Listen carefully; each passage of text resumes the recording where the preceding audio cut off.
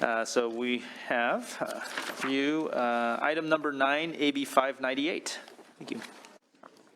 But this bill is about a child's ability to hear, and that should not be, I'm sure we all agree, determined by one's family income yet. Here in California, there are thousands of families that have to pay for their child's hearing aids out of pocket or simply have to forgo them altogether. AB 598 addresses this gap in coverage by requiring health insurance policies to include coverage for children's hearing aids. The cost of hearing aids is the most significant barrier to parents seeking to obtain them for their children. These devices can cost up to $6,000 for a pair, and growing children need them to be replaced regularly. While California is a leader on many issues, on this one, sadly, we lag behind more than 20 other states that require insurance for pediatric hearing aids. AB 598 will ensure that all California children, regardless of income or background, have health insurance coverage for hearing aids and hearing aid services. And testifying in support of the bill are Kimberly Wynn, a mother of a hard of hearing child, who's here with 2 of her children, and Dr. Dylan Chan, who is Associate Professor in Pediatric Otolaryngology at UC San Francisco.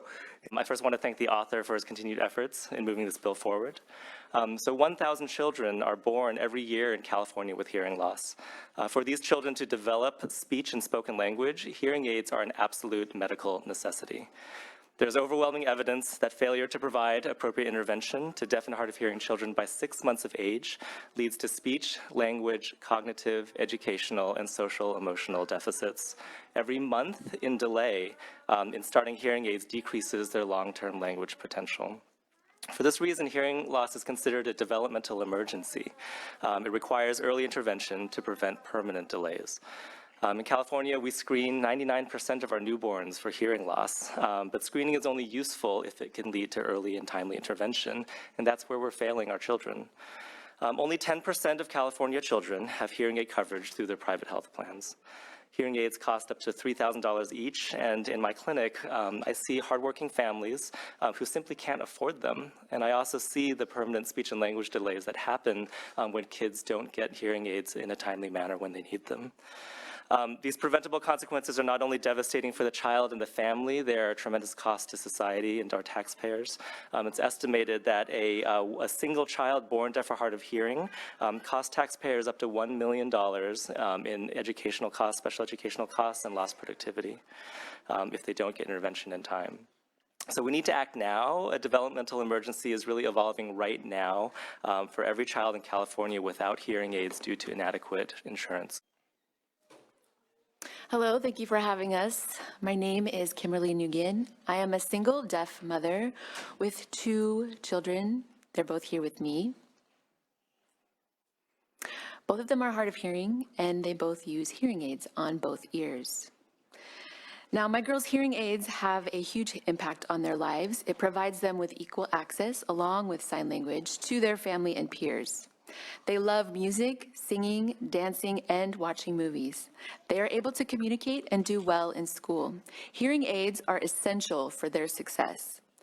I work full-time and I have insurance. I guess I am considered one of the lucky ones.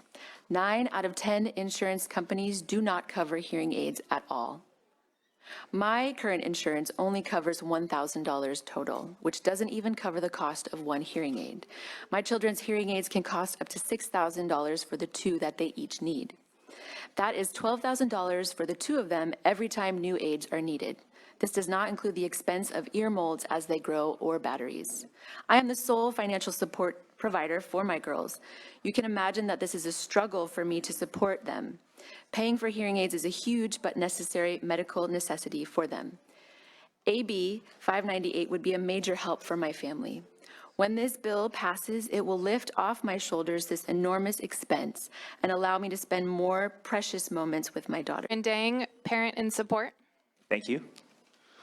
Dr. Norma Camacho, audiologist, representing the California Academy of Audiology, representing Doctors of Hearing Incorporated, representing Love to Hear, an organization that helps college students to hear better. Thank you. Thank you.